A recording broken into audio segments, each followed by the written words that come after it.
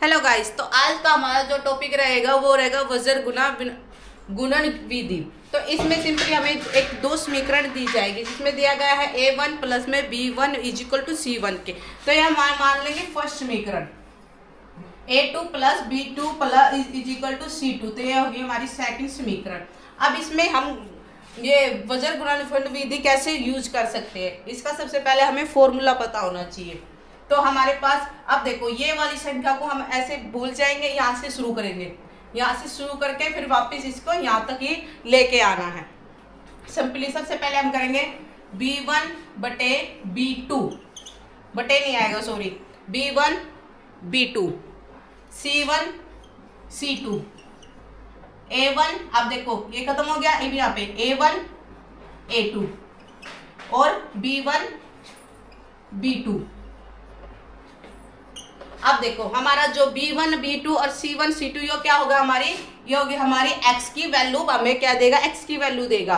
और जो हमें c1 और a1 होगा ये हमारा क्या देगा, y तक। और जो a1 और b1 होगा ये क्या होगा, हम रिप्रेजेंट करेंगे इसको 1 से।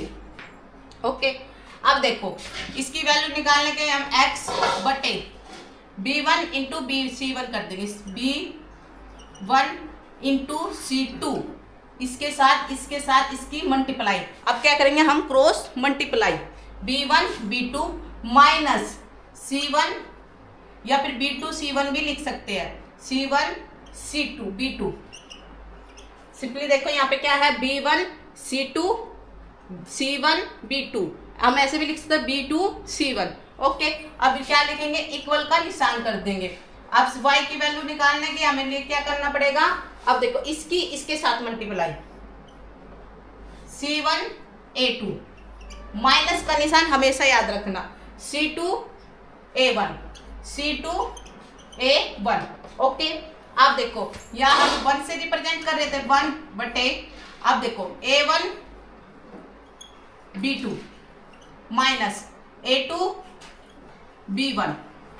ओके, x की वैल्यू आ गई, y की वैल्यू और 1 की वैल्यू। इसमें हम अब देखो इसमें जो बटे का निशान है, हम इसको हम कैसे कर सकते हैं, इसको इसके इक्वल रख सकते हैं, इसको इसके इक्वल रख सकते हैं। तो हमें x की वैल्यू मिल जाएगी और y की वैल्यू मिल जाएगी।